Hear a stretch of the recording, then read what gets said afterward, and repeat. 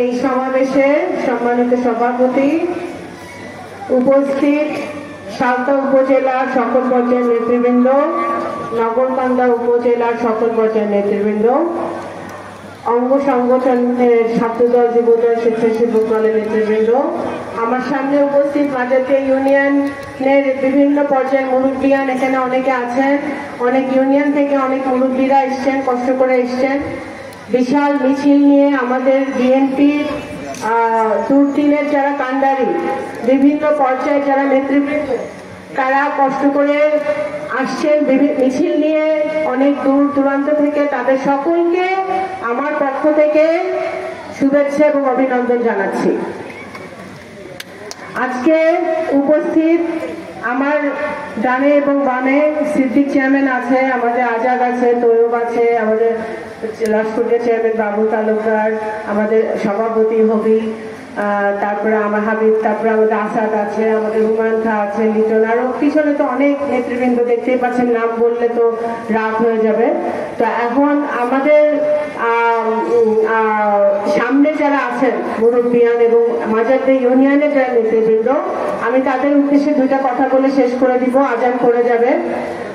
আমি যে কথাটা বলতে চাই, এই কথাটা আপনারা ইতিমধ্যে বক্তব্যে বলেছেন যে গত 17 বছর বিভিন্ন অত্যাচার, অনাচার এর মধ্য দিয়ে আমাদের মাজারদিয়া ইউনিয়ন সালতাবাসী ছিল।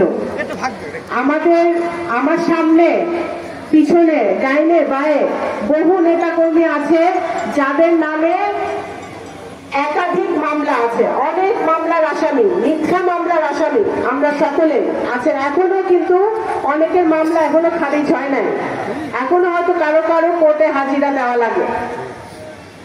এই মামলাগুলো কারা দিছে? আপনাদের 2014 সালে আমরা নির্বাচনে যাই নাই, বিনা ভোটের নির্বাচন হয়েছিল। ভোট কেন্দ্রে আমরা দেখছি কুকুর বিড়াল শুয়ে আছে। 2018 সালে নির্বাচনে আমার নির্বাচনী এজেন্টদেরকে ধরা হয়েছিল। নির্বাচনের আগে সালতা উপজেলার সভাপতি সহ অনেকে অ্যারেস্ট হয়ে গেছিল। সালতা উপজেলার বহু লোককে মারধর করা হয়েছিল, এজেন্টদেরকে মারধর করে বের করে দেওয়া হয়েছিল। আপনাদের মনে আছে? মাজারদিয়া ইউনিয়নে আমাদের নেতা কর্মীরা বাড়িতে টিকতে পারে নাই 2018 সালের নির্বাচনে। আমরা কেউ ভোট দিতে পারি নাই, আমি নিজের ভোটটাই নিজে দিতে দেই নাই 18 সালে। তারপরে হচ্ছে 2024 সালের আমি দামি নির্বাচন, মানে আওয়ামী লীগ নির্বাচন করছে। মাঝখান দিয়ে একটা একটু জাতীয় পার্টি ছিল, মানে সবই আওয়ামী লীগ নির্বাচন করছে।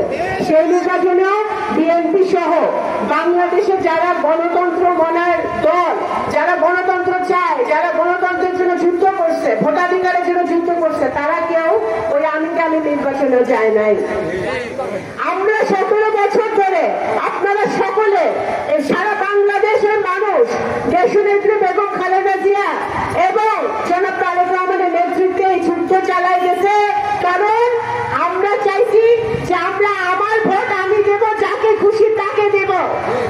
এই গণতন্ত্র যতদিন পর্যন্ত প্রতিষ্ঠা না হবে, ভোটাধিকার প্রতিষ্ঠা না হবে, আমাদের যুদ্ধ আমরা চালাই যাব। এখন এই ছাত্র জনতার আন্দোলনের মুখে, অভ্যুত্থানের মুখে শেখ হাসিনা তার কর্মীদেরকে রেখে পালাই গেছে।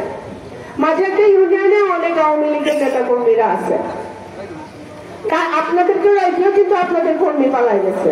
আপনাদের এখানে যে বিনা ভোটের এমপি ছিল 2018 সালে বা 2024 সালে যে আমি নির্বাচনে যে বিনা ভোটের এমপি হচ্ছিল, সেও তো আপনার আওয়ামী লীগের লোকজনের রেখে চলে গেছে। কোথায়? সমস্যা নাই, বাংলাদেশ জাতীয়তাবাদী দল, বিশেষ করে নগরকান্দার সালতায় আমার বাবা ওবায়দুর রহমান সাহেব, উনি এমপি থাকুক, মন্ত্রী থাকুক বা কিছুই না থাকুক, উনি দল মত নির্বিশেষে কখনোই কাউকে ফালাই দিয়া যায় না।